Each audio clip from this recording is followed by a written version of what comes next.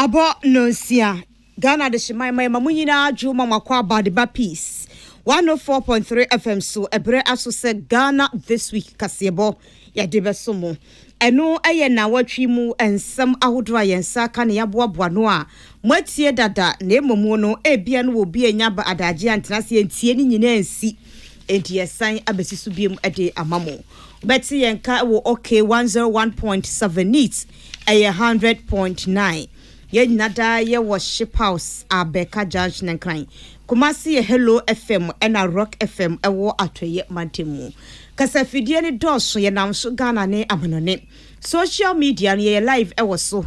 Facebook no eye Peace 104.3 FM. Peace 104.3 FM. And Despite Media and no eye YouTube no ene yesin konya ye de ensamono eba. De di mo akotene ene de no ebi ene se. Asante mantem soafo de ato Amansia South ne West fo anim so mo kwan ya enye no abambe ya momo afiwe semu enka ne Ghana mampanyini John Dramani Mahama chem so waye krado papa se Ghana beja no obefra tena so na mpuntu esefata wa ma Ghana for ensa aka Ghana Union of Traders Association for the atudwa sekuayo ehuhia entiemfa ye ho enhim enka ne Amenfi Central DC krache chiremu se Ghana for those papa na so se o mampanyini hu no e ma ne dibrese DC krache no nko ano aso na ni papa wo da o mampanyina se ye we yen sama na ye de ebrem wo ne yenhwe na watwi ensem bia baye Omampeyida da John Dramani Mahama de tudwa chem se posi adwumako no twi omatwe omo e de free DCOP Gabriel Prince wabu ensensem ho no eyade bi entwa yi na sansem kro na ho no onumunyamfo James Agaga chirem se posi for mambo mo homoden kra na asem asia mo ankasa mu nua mo twe mo ho afiri no ho sen na watwi mu na namframam so onumunyamfo se che mensa bonsu ye yinadi wo firi ho eno onye majority biem enam so ema Owura Joseph Osei usu be kasafa ho chem senya no kre na sansesan ekoso MPP amanyokuo na kendifo mu omrase badwafie no emrase badwafie chiame kire na adwen de fa ho emrase badwafie abedi ekire nso so ekire na adwen de fa ho a eho nsem ekoye deja na watwi mu na ni nadamu no ampa na watwi on wenyamfo Osei Mensa bonsu esifam se majority leader Owura Joseph Osei usu kire se ayene ya papa na no ena sepa ko ni kirem se onumunyamfo Mensa bonsu si osifam sadom kese no ba no dani no hunu sai ye hye no na ye komrashe bedwe na otwi de mrashe bedwe mo dwo mo se kire me na pa onumunyamfo Alexander Afenyo Market sabre no onye majority leader na eye until LGBTQI bill no na emre bi o mo pese sesemu enso ankoyi na sa anti LGBTQ+ ho sensem no onumunyamfo Afenyo Market si ye se be ya eni esabi obi koye oba ne be ma ibia na kanipa no me yamfa ne nkotum yenja no na wo mprapra na so wondodo wonsiese yembo no ka na so parliament ye said there bi ogitumwa enye yie akua ajewa kwade ne medimene Sadat Mohammed afi ensam no nchiremu eni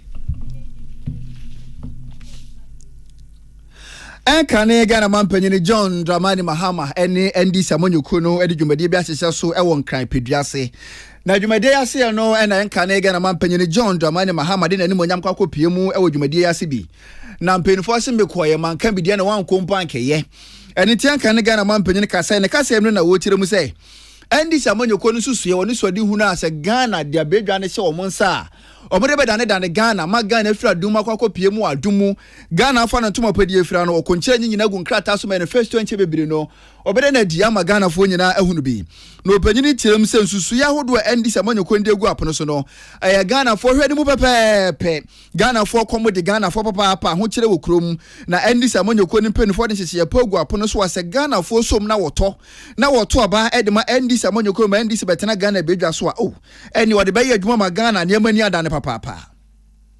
We are ready, and a lot is happening. I have the utmost confidence that very soon we shall see and have a feel of a manifesto that responds to the day-to-day needs of Ghanaians and leverages on our shared aspirations and common identity when it is launched. A manifesto that will be anchored on the people's will. We are ready. I am ready, and I am ready to lead us to build the Ghana we want together.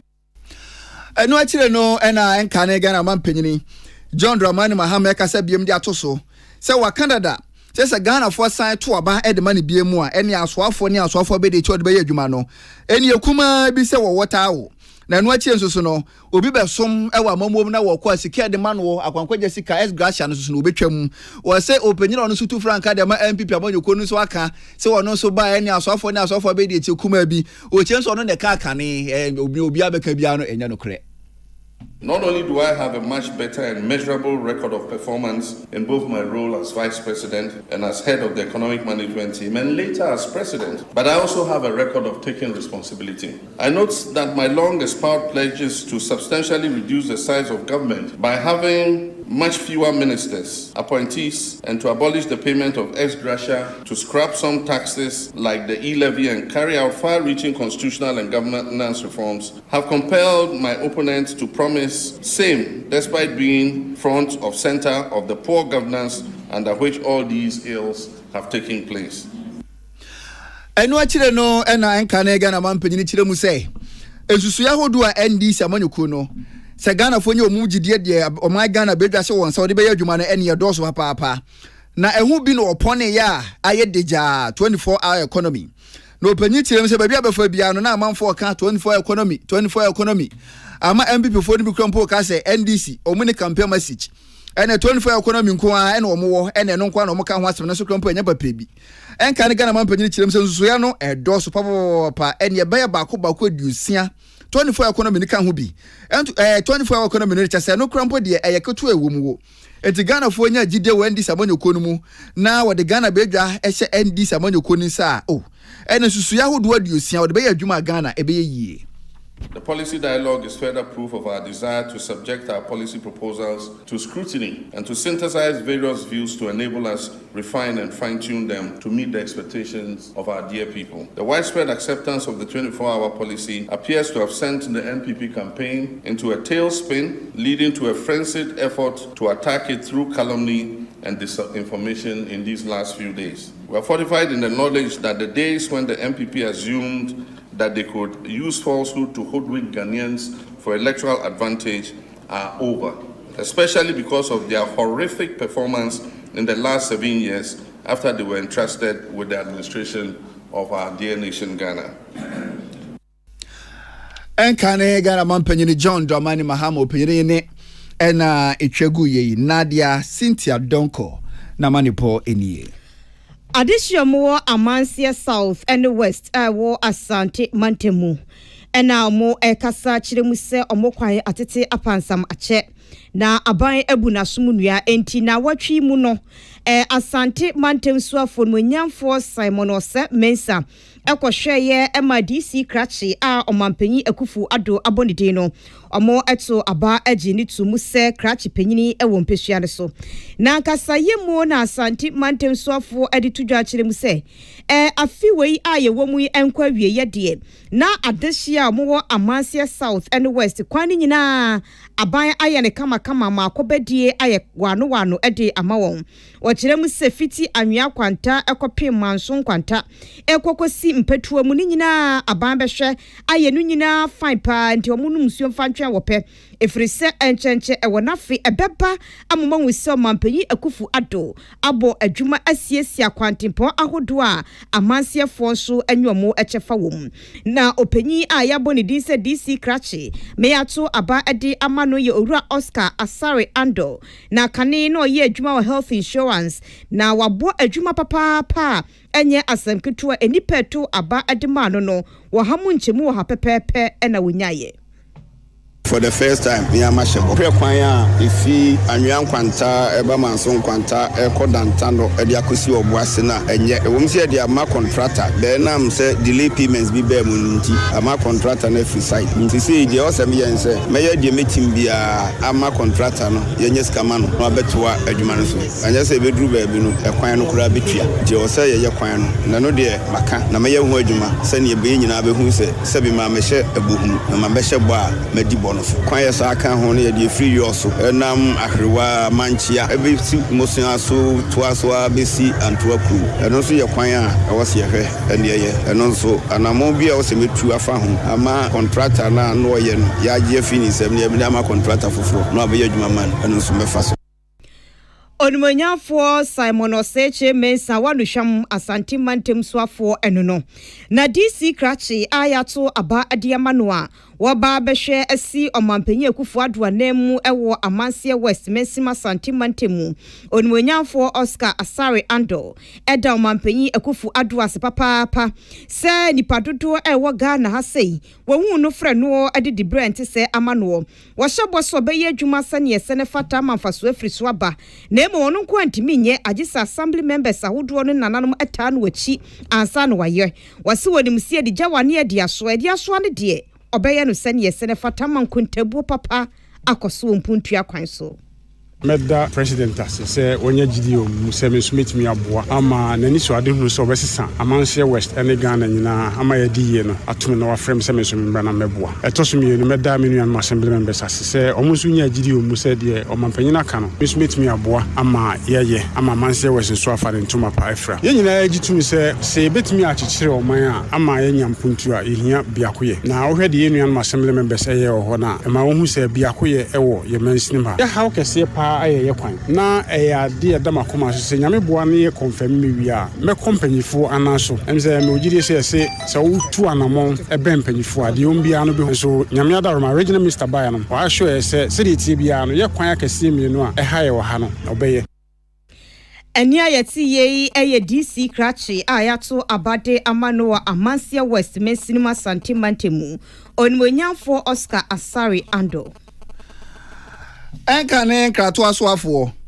Onumnyamfo Koju Opon Kroma asoafo nsese mu bae no opanyini ye ne wakwakoye osoafo a wode nnwuma na adansie asoe na no na opanyini wakwakoka Achimasa DC Krachi ho am wode asoabofo ma ho kwan se Mensina Assembly wona tena ye kama wonsi na empenfo wa Achimasa Mensina mu wonya babipa na wonsoma de hia ewo Achimasa Onumnyamfo Koju Opon Kroma ka se emre na wo kyire mu se Achimasa Mensina na kyeri ye papa enka ne Ghana mampanyini John Ajikumkufo breso ena mpenifo bo Mensina de to ho nanso saa bre no mpenifo anya sika fo ma Mensina mpenifo se wonfo nsi atena ye enti ene kokopie mu Achimasa fa akwade hye ne tie na wo ye adwuma no eye wanka se wonfo to mu sika ena odi si ba bia ono so krampo no enhye danye papa bi na won su frɛ no ato Ghana mampanyini ene se Ghana mampanyina pawo no wo so won beka DC Krachi ho na won fa asombo fom na won ma ho kwan se won si Mensina tena ye kama Enfama Achimasa Mensini no na Onumnyamfo Koju Opon Kroma gina so contract odi dwumadie na hye ne nsa odi tonanim so wonhwe hunu so be adwuma so brepamu bretiewa bi mu na Mensina tena ya wosie no watima wie ne ntem na ade hye no so nya babipa na waye adwuma. It's 2008 or maybe na President Kufoma year, but seed money no yenya bida. I don't know on the district assembly's common fund and headline kuma bi ma ya no na ye DC ne abaya what district mo eyeduma and then I mentioned there under President Danko Akufo-Addo no yensa aka assembly dying district administration be women all assembly services be ha adwuma na started there and then they be inspector ya na no be ceremony kakra was contractor na say within a year no betumi awie na assembly no and in the department smaller buildings but no nyina etumi aba say aba be we nyina senior adwuma for year adwuma assembly no ho be hare wo Brunibeka some very comfortable facilities and logistics on being here no omo sabeka e be sra om say omo ye we say amom ho modern say omo so e betena se no ma ye adwuma no Enyuma ena dansie soafo Onumnyamfo Koju Opon Nkroma na ka se kire no Achimasa DC Krachi Onumnyamfo Paul Asamoah enso ka sai di tudwa se dan fofra mpenifo sie no ene ho no mo efe ho nso be ye kama papa person so hunu sa dan dodo na wom Orenso a conference hall benya bi wom enti enkonkoba se adwumayfo no behwe no na edan kuma bi nipa 9 ne enum na chese wo hyem wo chem so owie a ebeboa emo so adwumadie asoni. Your former administrative blog and yes, suitable for assembly. Assembly now and about modern say, which you need basic to come any conference center and no be assembly which me at city. Be assembly city no in gadget as a conference no maybe to there. We standardized officer and the local minister of local government and the common fund administration in almost see a standard for every assembly. In the back, the boy be because you are district no one. Baby a great directory to no assembly now. education office assembly na head for since you are so baby a mo head nyina ati nyina na assembly na nti e dey hash pa na bra assembly nti no we ne ba na say yi o nyina na e mom accommodation ha no so ska assembly no tua no ni nyina be savings e between da ye kontudwuma akọ various community e project abebo assembly ne pa Orunyanfo Paul Asamoah Achimansa DC Krache nene enie Kwabena fori dia manbo ifra achim da na ebesomo yen Efiti yan pontemre so anakuayo agina Ghana chi ebro bo ade bo dasano odi kuayo ne mayen se adwuma se yenye enti kuade yentimi enyi mfirimu da ansampo Ghana ebenya abrofisika no na eyekoko eyekuayo ya enede abre yanyia aso yemu abepum ene so ene no asane yeye fi yani kakra ewekuayo ho amakuayo ne munyamo no eba fomo no we enti ene titinani awo no ena guta ekuo no wada no Dr. Joseph Obey ede atu Ghana fo nyina danim se omanu chichiye ni omani puntu ni omani kankrosi kasem nada no ejina kuayo so ntibere aso se yede abefo chicheye eye technology ni bi ebe wura kuayo mu amano aye akono aye krabehwe na mabundodo no aye kua ni bi eba no sade a ebe manuane abusupo ameye bi akwamono ne akoton na sika nso beba omai Ghana pa enti wachechire mu se ebra yetu mpoko yenim ne krakra yani ape adwuma ayono ye fichire wono mo no asase na da wono mo no yen hyase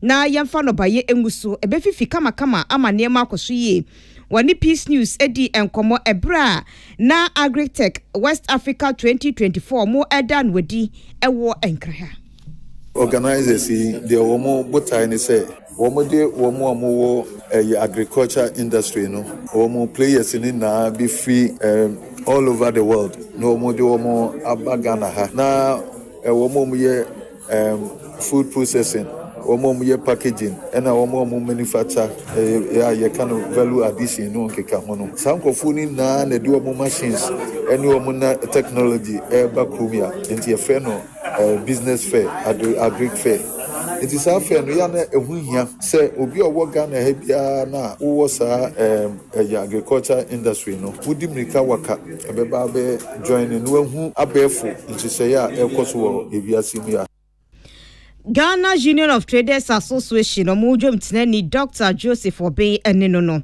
na Orua Thomas James one na project manager ewo Agritech West Africa one so ekasai West Africa and with its co-located exhibitions, Food and Beverage Ghana and Food Packed at Ghana exhibition is that spectrum of exhibition that covers the entire value chain or the entire spectrum of the agri industry, right from agriculture or farming to harvest, to food processing, to packaged food, to packaged food processed item. Essentially, that includes the domestic segment as well as the export market segment as well. Rather, we would say that trading segment because Ghana, it's not completely an export-oriented industry. It's import-driven as well as export-oriented industry as well. Because export of food segment is also there, and at the same time, import of processed food items is also there. So I would prefer to say that it's a trading food market, and of course, one of the biggest food agriculture sector in the West African zone. Asamo akane burofo ni munyina ne sombe fa be for kwan so asese kuayo Ghana ha sei Orua Thomas James oy project manager Agritech West Africa Clinton Akosi Amuakon enedin semu bae Bae breka krani edie ene edibra hodo edi ahim ensesa koso papa ewo NPP amonyuku no mu ene ensesa koso wa so afa hodo mu no okopie wo mrase bedwafie a dom kese na kendi fon so na nsese koso wo mu na mensini ena kropon na musifo ahodo so no nsesa ekoso ewo ho na wopanyina yenkane na woda Memphis Central mensina no orumanyamfo Hoxen na Mponten opanyini di biro kura mu no ene nsesa koso wo mu a ahwere no opanyini ne sentrefo akasa ne kasa yimu no ene wode aside ni kabea ema Ghana mampanyini na nado danko akufo ado so o ma no ho kwan ma na be so mo MPP amonyoko no mu emfinhia polepole nso o chemsa Ghana ye dos papa na so mampanyini hu no ede di bresha ne nsa no nko ampo no aso na ni dido ene nto obibi ka na eyaseda na wogina so na wabo MPP amonyoko ni nyina no ho ba se wono so be no betumi bia de abo ne tumi mu ama MPP amonyoko ni so de hu no so be break 8 no atumi abam Nyada Roma any MPP Emma Makwenya Mambe DC from 2017 to 2020. Ye call 2020 election we ya party nsa ba bembio no. Dwumadi amedi ye bampanyin Nada Roma bio ene party for hwe ho emam san to DC adwuma no so. Ye de aye na say ye bu kompa 7 years ni de enya akwenya de asom MPP aban enya akwenya de asom Memphis Central ene Ghana man. Enti say ne na mempanyin say ja nchema obi so mra. E na se kese. Enye nipa nyina na enya ne sa. Enye nipa nyina na binya ne sa. Enti me na se kese yentumi mfi ano nka de beka ene say medam mempanyin ase, medam MPP aban ase, medam MPP fo nyina so ase, madana nanum nyina so ase.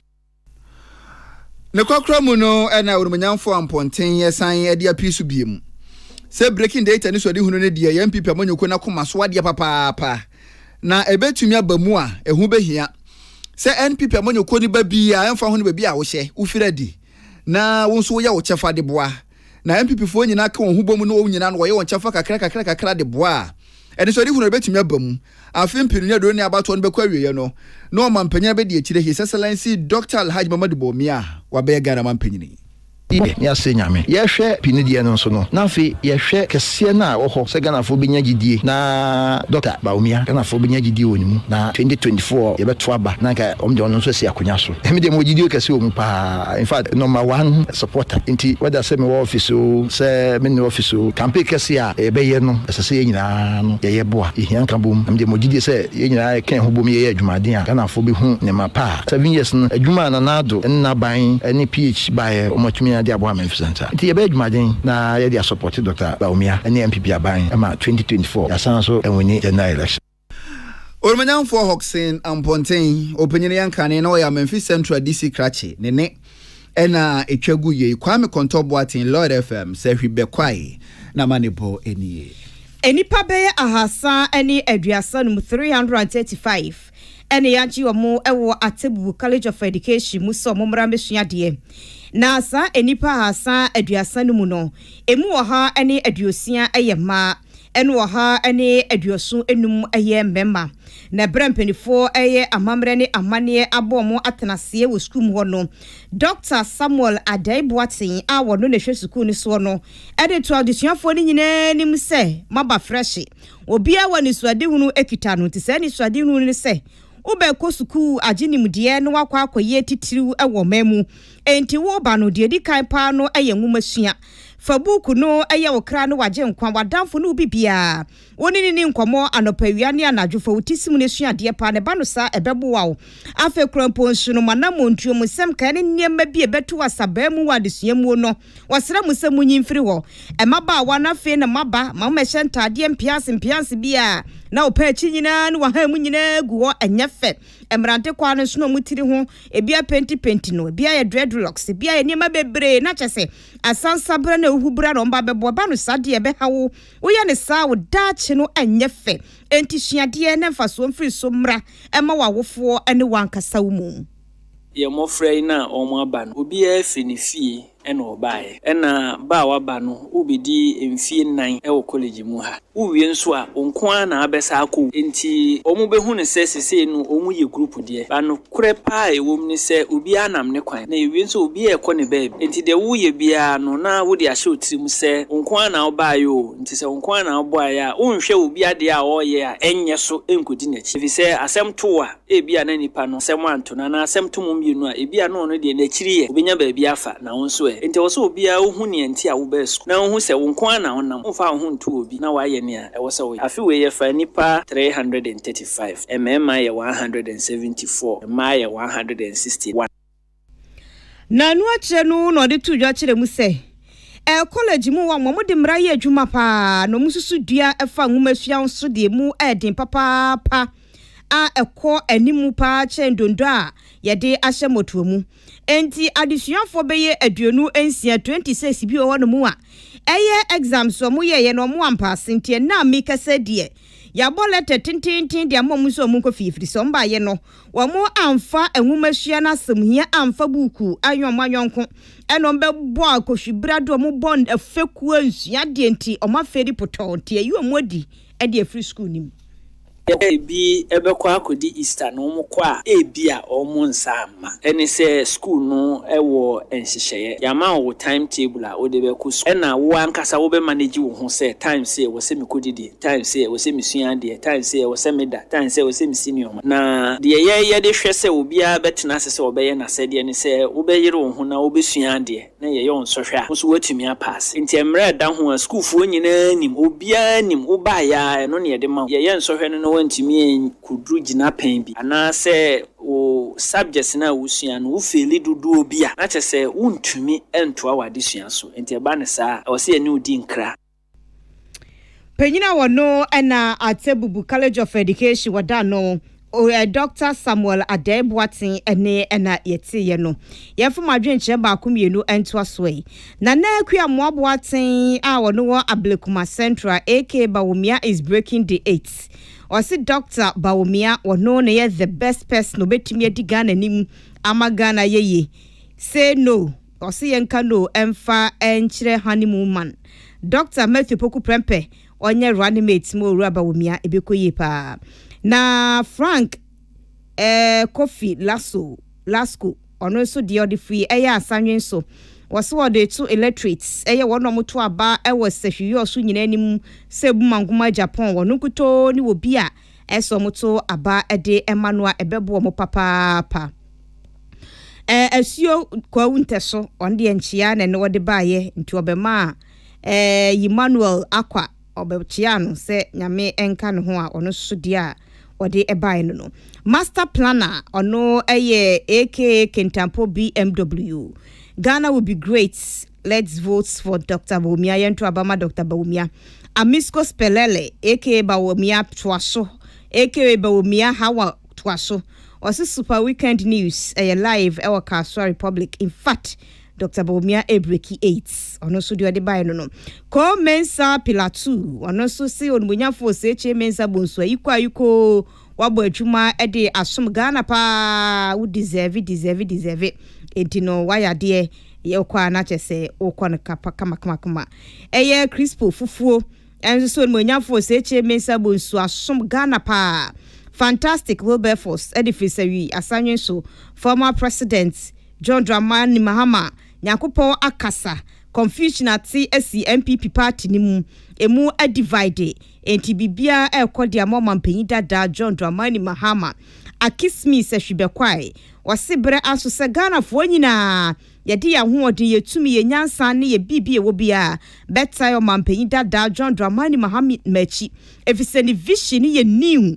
ene sanso ye hope ye foforo kra edi ma ye nyebema Ghana ayeye odi ebekọ bosha asase so a enema be fanfan edi ama obi ento se yento aba emfama omampanyi dada John Dramani Mahama Mohammed Munidu eso wo hweye the University of Winneba education Winneba happy birthday enko Maxwell Dankwa we military officer enti Max yema happy birthday nyamishira na wonto nkwa no mfamfra adomu nkwa adomu na wonye wo kese wakoma so ade nyina wonye ne kama mawo ana ne Samuel Edifree Kunsu Kojo Krom Peace News simply the best yedase so abebo ya baso Kofi Parliament eso wo hweye the free agona bobikuma Kofi yedase se enanwumbe wo hweye ena man so de osi good evening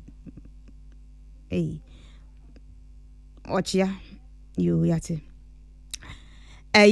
okay Buanu Kusi Humble Lion Ekwia ne Sadat me hwemu the freedom ayinkro yo yedase se wo hweye ye gira wo se so ahome aba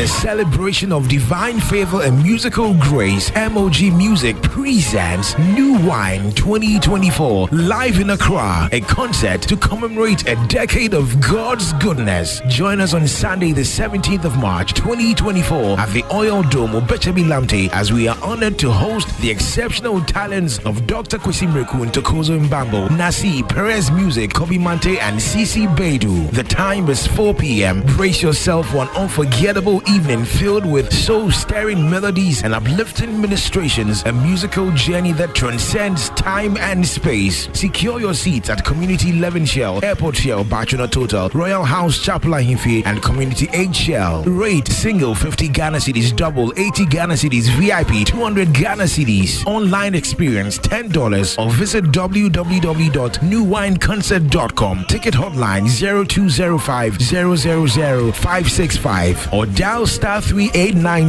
*777# to purchase your tickets. Sponsors PMMC, Total Family Health Organization, eTransact, DDP, Mist Mineral Water, Pitch Pedal, Simple Colors, Serene Insurance, Tank Palace, Africa World, and New Line Extra. Media partner Peace FM. He's not good for you. Mommy, I get me photo. I get me photo. We need be more about. Jane, okay, Kano. The piano be so. I want to know. Maria Teresa, UTV telenovela for Fraya Kofaba. Maria Teresa, eya baba wa ho fefo. Nimdifo, ya wo bode bra e wo krokasi mu. Na so akwa wie se, wo papa kwada fiase, enti sabe krase, e be hwe abusua adwuma, se de be ya e be koso. Na forma ya wada adwuma na no. Wani na ni hia sei na so adwuma e betumi akoso ana wadi ho ahi e be sa akoninti. Maria Teresa, make us some person at the end of Grand Free. Mafaya mo. Maria Teresa, UTV weekend telenovela. Yes, India back. Yeah, you know a fiada memineda, kwesiada nyumre no chibia. Ewo UTV so. Sini Maria Teresa, na daddy na shabi, na namfu ni bi ye cobra, abusuafo ni bi ye cobra. Binu mo ye kakape hwahuye. Tune it in, turn it up, Peace FM, and rip off the knob. Jamaya huya akwa bagana this week kasebo ena utie ewo Peace FM no. Ya kwa ya nimu na ebeto jase prosi adwumako no. Eye Director General Research of Ghana Police Service DCOP Gabriel Prince Wabu ekasadi tudwa chire mu se afiwei abo mo betro no mo ma military ane asradomfo no enfo mo ho enhihye abato hye ahodo nim eba no sa no posi adwumako no eden krata aba bonti chire mu se ensem opanyinu aka no omatwe mo ho afiri ho na watwi omampanyin dada John Dramani mama kwakasa ye ewo Ahmadiyya Muslim Mission of Ghana omo annual convention no ase eno de tudwa chem se posi adwumako no twe omatwe mo edi every post ni nsem ho no eyade bia entwa yi. I find strange the police service disassociation from the statement made by one of their own about the role of the military in elections. And I think he was right. The primary responsibility for election security is that of the Ghana Police Service. The Ghana Police Service is responsible for the task force that makes sure that elections are peaceful. And they invite the military too, but the military are not primarily responsible for election security. The military are deployed in particular locations and they are only called when the police service cannot handle a situation. Where your mampenyi dada John Dramani mamo ye NDC amayekoni Frank Ekreni.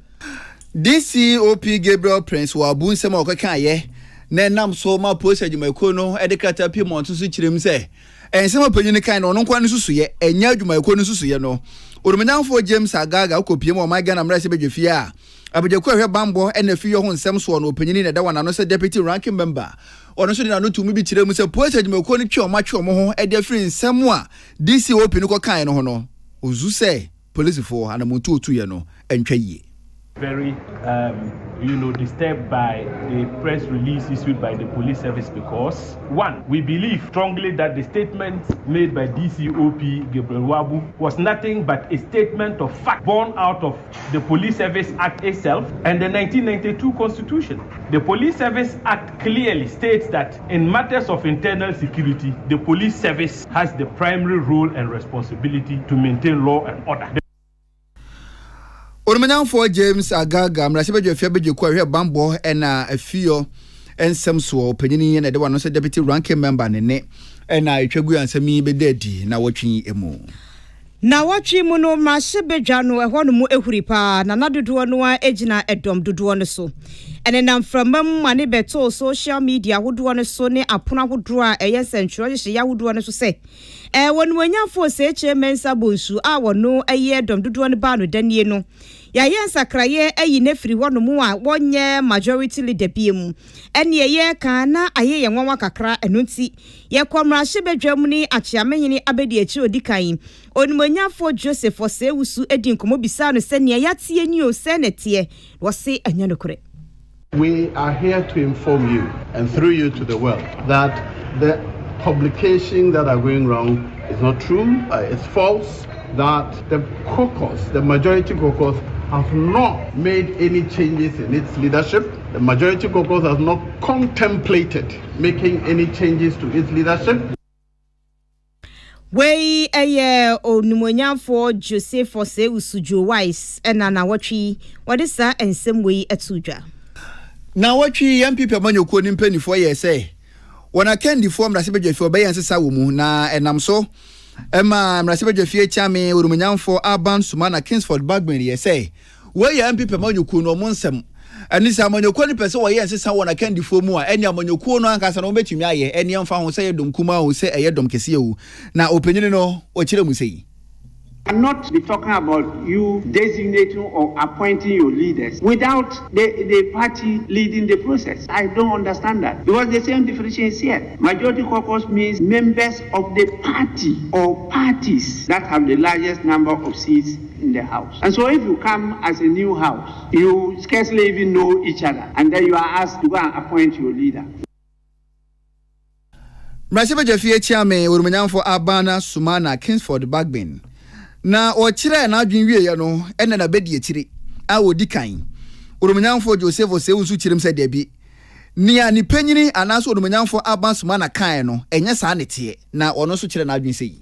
Said in jest, but you appear to have taken a position and offering a beautiful interpretation of yours. Very welcome, very beautiful. The Speaker, it would appear to me that in interpreting the parliamentary portion, we haven't taken a look at the various wings of the other part. So, not aware of any parliament where anybody outside parliament selects leaders for the parliament. I think in interpreting the standing orders and the constitution, the parliamentary group must be recognized as a wing of the party which can and must take decisions regarding its leaders. It doesn't mean that the party has no role. The parliamentary wing, is a wing of the party. Urumanyamfo Joseph Osewusu mrasebedwafi chame abedi etire odi kan ena ono so di nsemi tudwa na ne kwakra mu no ena mrasebedwafi chame urumanyamfo Abansuma na Kingsford sadi tudwa biem se obi bia adwen ye ne se enchechire mu ode bae no entosu mu anase enye sa nete a oni no obetimi de akokot. You have your front to proceed to the proper venue to contest my opinion. And that is standing order 5. It says, subject to the provisions of the Constitution and any other enactment. Where there is doubt, these orders shall be interpreted by Mr. Speaker. As I said, this is subject to the provisions of the Constitution and any other enactment. Mrasebedwafi chame urumanyamfo Abansuma na Kingsford Bagman ni semnyina no bededi na wotwi mu William Gentu eni Malola Kole ena edebesumo yen. Na yankomra ewo mrasebedwamu no ni nada ba betwa yese onbonyafo se Mensa Bonsu wono akasa sifom se achiamenyene ese opanyino hwedom dodo ne so ewo mrasebedwamu ebra wane omampanyi nana adodanko akufu adokoye nhyiamu wieye enti yesabo akire biem ekos eye first deputy speaker enche onbonyafo Joseph Osewusu ni di nkomo bisa ne se na wasi anya nokra nenso ne wasi wa reason o se na hu no wasi ahye ne papa eye ne ya. No, I haven't lost any motivation. I would have wished that he stayed on because I am extremely confident in his competence and his leadership. I would have wished that he stayed on, but he opted to resign. Wey onwanyamfo Joseph Osewusu Wise wa be kwai mrashebedwani wasan so eye achiamehene abedi akire odikan. Na wotwi mu adom kese no ba no dani onwanyamfo Mensa Bonsu di ne di breto ho no se bam. Enya de adwumadi no beto aso biem no. Panyin kwankire for the African Center for Parliamentary Affairs ano. Dr. Rashid Draman e kire na adwende fa ho kirim so no do susu se. Onwanyamfo Mensa Bonsu ne di bre ode ato ho no no. Enye wonu ankasa ene firi ni pem ye hye no. Yeah, I think that, I mean, the way the sequence of events suggests that he was pushed. I mean, because we had rumors, the caucus members said we are not aware, there was denial and so on, and then there was confusion. Then finally there was a meeting, and at the meeting he said, I have resigned. Dr. Rashid Draman, a penny kwanchire for the African Center for Parliamentary Affairs, and what in semi tuja na watching emu. Na ebra bibia ko yie se wode amemremfe na resign no na se wakasa o mrahebedwam enti so amemrahebedwani a oye dom dodo ne ba no dani onmonyafo se che mensa bonsu gina ne nai so kasadia sada ni kabia Emma Achiamehine, Right Honorable Alban Kingsford Smana Gbagbin, and no Achi and Dom Duano Rashibe Dremo Domo Asin, Swami Abato Peshiane so Domo Asi Papa Passe, or Muninata no Chie no Mobuano Mani di Juma second ni, and one Rashibe Dremo. Now what Chile say a better walk on your see a Kumanu Ebua, Nea Bobby a de Apumum Enunti, on Munya for Alexander Fenyoma Kineba Beshana Nemo, now on Munya for Patricia J Asukwam Rashibedwani abeye na bedi echire onwanya for Frank Anodompre onidi ni dibre no a say majority chief whip no ekita no and afen so etwatwa so sei and wakasai.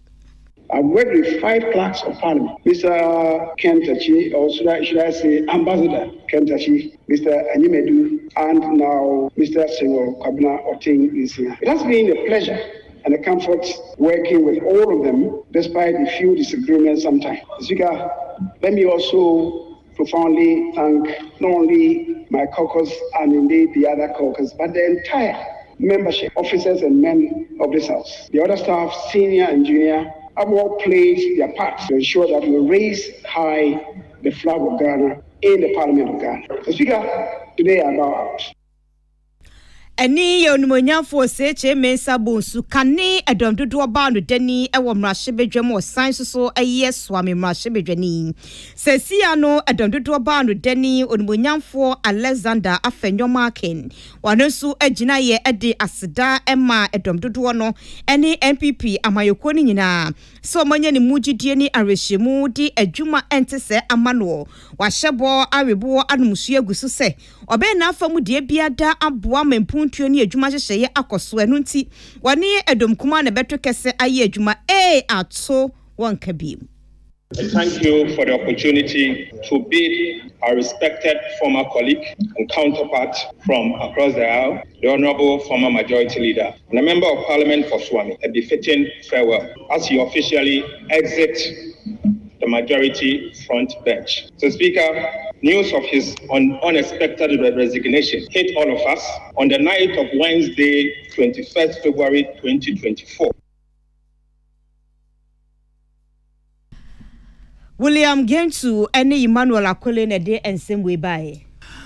Anti-LGBTQ plus bill led on my Ghana mra sebe dwefia mpinfo hwe say mema ne mema ema ne ma ware ne naye no obebo Ghana ho ban edi afiri ho na mpinfo aye mra de etia say oye bema na wonim na okofa yonko bema na so oba okofa yonko ba na mpinfo so opa echi a ene se na besia dedo de fie no se bi mpredua sa de bokro no ban kan fa so wo so na watwi mu amra sebe dwefie kwa asetena mu no ena ne opanyini a waye kandini a obeda dom kese na no Urumenyanfo Alexander Afenyoma Kensi chirem se oni de osusu se sebi yeso obi mu se wo ye bema na mo ne yonko bema na so oba ne yonko ba o mada na ma bibi etisa ye de nipa ne koto afia so no ensem fata e de nipa ne nanka etwa adwuma ma no efiri nkran kosi kuma se yes do anase bibi sa nanka abo ne nipa no atwena so na mom se de nipa ne koto de afia die o ngi ni se be botin penfo ndwe no ho na wonye sesa wo samere no memorandum.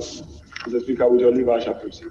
So, Speaker, the essence of this motion is to afford this August House the opportunity to thoroughly consider amendments I have proposed to the bill with a view of substituting community service for incarceration. The amendments presented in this bill are motivated by a strong conviction regarding the necessity of implementing a more rehabilitative strategy in our criminal justice system, specifically with regards to the issues it tackles. Orumenyanfo Alexander Afenyoma Kensi nsem ntu dwawie ya say pe ena ningo prampram na sebedwa ni orumenyanfo Sam Joy chirem say na opanyina asema na okenyi Yes, son, yan dear Ben, yan Jim to Moon, yan Jim to Muchina, Chewa, Ubedem. We, thanks to the work done by the Honorable Xavier Sosu, have scrapped the death penalty. So if for anything, the international community should come and learn from us. And let me just remind you that in the US and in many parts of Europe, they still have legislation that has custodial sentencing for persons practicing polygamy. When a man marries 2 wives in the US, he is sentenced to 6 years in jail in the United States. In the US. And I'm sure you have uncles and grandparents who are polygamous. Imagine that they had visited the US, the same way you invited us to imagine a foreigner visiting our country. They will have, your uncle will visit the US because you take him there, and he will be sentenced to 6 years in jail. Ningo pram na sebedwa ni wonu for Sam George. Ena ono so edin semi egu for mo sebedwa fie na ne kwakra mu no ena na sebedwa fie cha mi bisa say aso ensusu ya onu for Alexander Afenyo Markins di to apono so no mujitum anase munjintum ena na sebedwa fie nyina ase da bi no yempe enti so mu ope obedem. Support of the proposed amendment to clause 4 as submitted by the Deputy Majority Leader, say aye. Those against, say no. No. And so, you know, oh my God, I'm not saying you now what you more Emmanuel Akoli, any William Gentu when I'm on a ball in here. Now, Human Sexual Rights and Family Values Bill are a dark Mashebejum 2021 DNN Kasa. Edifa LGBTQI fa wo fa hyehyɛ no hyehyɛ awodo no ho no manya for Alexander Afenyo Markin baby a wasi mpanifo nya sakraye no eye cross 6 no na ebre oka ne nsem nyina wie yesi edi nipa ne to afiase a emmoa no ebi kropo no akwakosa wa afiase na emomu no yenka ne mata ye ho ye momodensi ebetrentre no ye ma ne mprapra gatemu anas wo mprapra mantemu ne yenka wabata sano hase ya gatesi mwaye fini atinu wesimu ene kwanye huwa fui na kede sekin asha nsembrantai na kwa dodi nyina kama waka ni nse wiye no achiamene eka sefa ho. Mr. Speaker, if you may be pleased, I shall yield in obedience to your directive. Suffice to draw the House's attention to Order 170B, 71B. I'm just drawing the House's attention. And Mr. Speaker, I know that when it comes to clause-by-clause decisions, there is no express provision for any other form of voting. Enwa cheno Tamale South Mashebejeni Onmunya Foru na Idrisu enso eka sei. A felony and a misdemeanor. And the words of the sponsors of clause 6 is the use of the word misdemeanor, which he wants to substitute. Misdemeanor ordinarily will mean not a serious crime by any definition, not a serious crime. So, Mr. Speaker, Parliament is not even asking that this be elevated to a felony, but a misdemeanor. Therefore, he is completely out of place wanting to reduce this to community service. Ena achiamene echirechire mu se onmanyamfo Alexander Afenyo Markin wokasa yemu no wo chire mu se wonka se emra no maye nyi ntum na emomu ne yemfa ntwetwe o na so esu ne ba ne ye bia woda na di no ya cheso ya yesi akwan bi de amamra no. We've done the second reading, gone through all the principles and policies. We've done the consideration stage. Now you called on the House to do second consideration stage on some clauses of the bill. We now cannot go back to stakeholder engagements and all those things. There is no such rule in our practice. Ninya da enkamfuano achiamene no sesi ade yakankan ne ba ko ne mienu akade etoso miensa enti third reading ni dru dia na chese emra no yeji atum Emmanuel Akole ani William Gentu na den sem we bae emane ma mema wo hu sendam da sebedwa fie na akwakwa edeja no na wotwe mu emra sebedwa fo nyira ka wona no bo mu ka no yanji ntum no enam so ema atwetwe Amnesty International fo aso board chairman edema Amnesty International ku no Oro Francis Nyantechi kasa de fa ho kire mu se hwe o magana mra se bje fi hwe na mpenufo mo ye na mo ye nyina di adanse ye se otan eni adwinfi na se bi mpredua samowo edema nipa ku bi na emom enya mra bia na mo hye the LGBTQI bill no clear. We are against everything about the bill.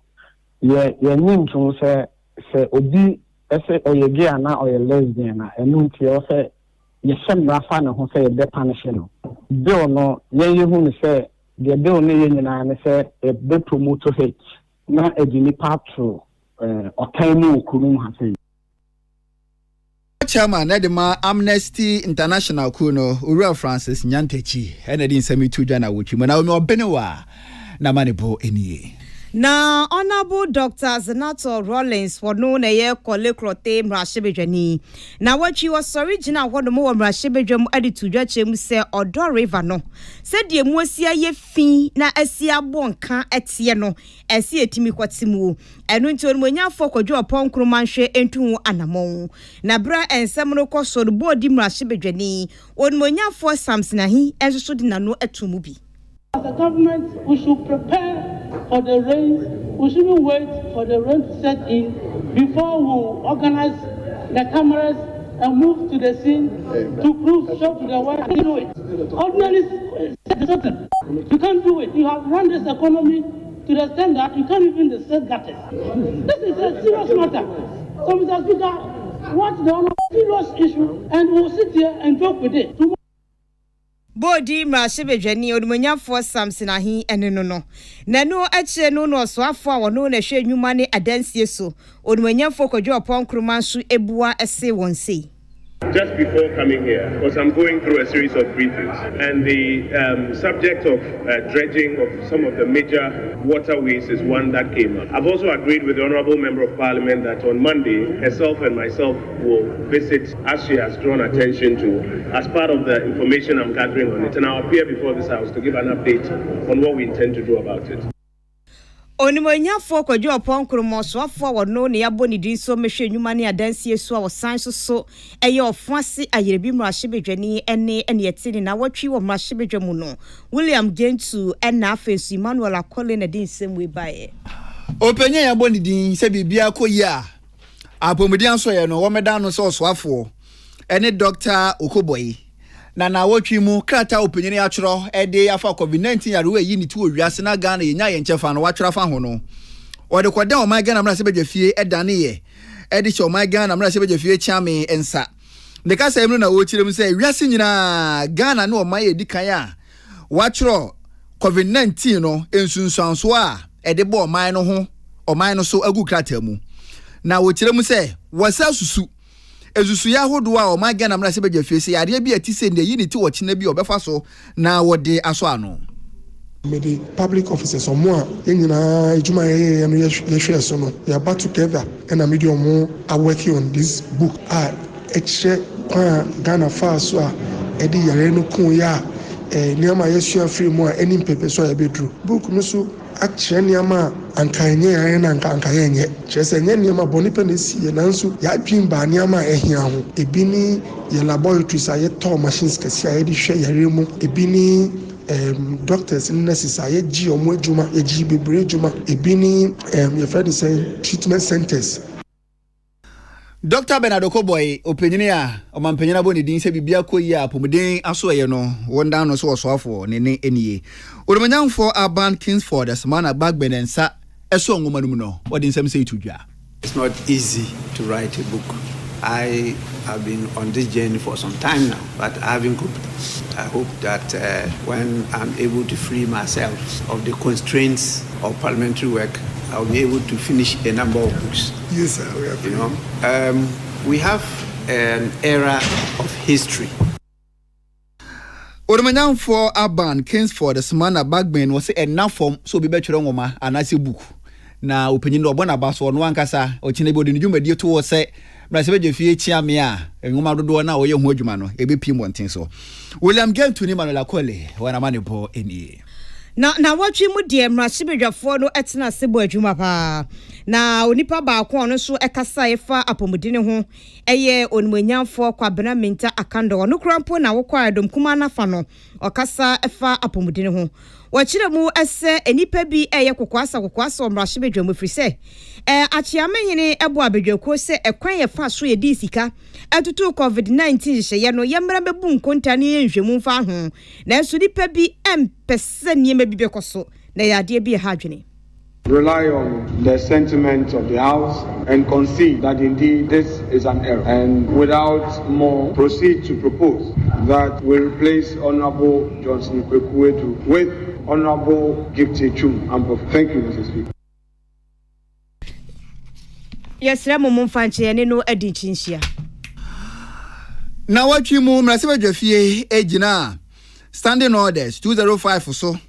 I saw cow my Ghana Mamraho, Article 103, Clause 5 or so. Epo Abejokua, say your power will be, say was one for better tonano.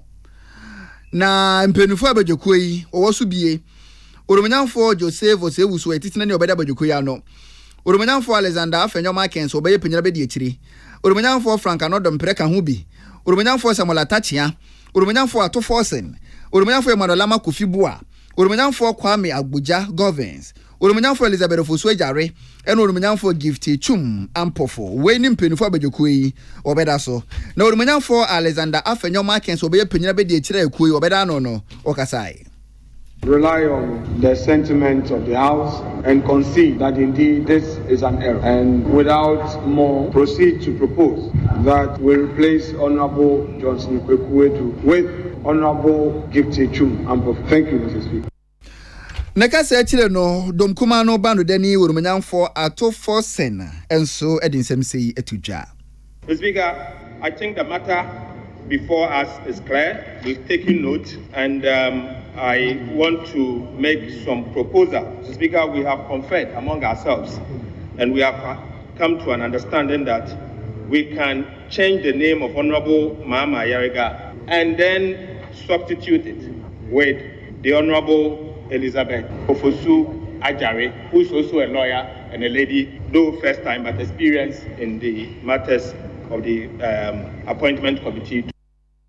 Dom Kumano Bando Deni, Urumanyan for Ato Force, and in 7 years be dead in our Chimo, William Gentu, and Emmanuel Akole, and a Boabuano. A Hanamo and an Awachi Makanka Siaboya de Besumni Nadano Esiaway, a Ghana this week. Media dear Kia, Ejiwako dear Mini. Sadat Mohammed. Now my dream Chileba Kumi Nua Abano Yemfan to Aswa. Abia Steven Hobwa. Onishi Obwa. A fantastic Wilberforce or CNPP. A corrupt group of friends and families. A correct score Zakaria Edifris Sunyani. Where is Baumia coming from? Where is he now? And when he was in power, okay. The Oka Nani saw Mampenyi Dada and na year 2024 ni pobetimi abwa Ghana adimpuntu aba. Amisco Spelele aka Baumia Hawatwaso. And so yakenke no dada ede amamo. Felix Osafo. And so I say or share every USA Nenchia air called the Masadat ne equia or see good job. Mahama ne NDC or more any version bia and no de ebaya and no any chatso ayajina sudia de asada Emma one no boy ye chidom Patricia Abnasifa Fisher Naomi Ama Benewa Dasmani Ebulai Abene Sika Spending Love. Spending Love adade and a Portia or more and a boy chidom. Dodia ko social media no so Peter Square and Clinton. Yes, some friend and I are kese de Kadna and Mami Biama Kwafo. Julius no say good evening. Paul Manu and so say was shayenya. Chese ono so HM said Dr. Bawumia ya digital doctor. Obey near many na ye. And Medindi Akia, a Jewa Kodi Mene Sadat Mohammed. Yadama Siama Mumo and a sha. Nature said, Then you may so bob because of I be boy, be coy, be wa. Man, you for boy, nay, yes, share one. Yes, share one. Why shall my catcher? I want share my catcher. Yes, show me 2-1. I'm money for him for a boy. Nti me papa nem ne me papa ko hia e wo Josephine ho ani mado e ko hia e nti da yɛahyɛ mo nyɛ hwee nyame adoma next week mo bɛhyɛ na te sɛ pepepe yɛsɔre studio na kyɛ sɛ kwamu atene a young boy ono ene eba beto aso yada mu nyina mo ase ama momo ane tia wo kyena no pa no nsia peace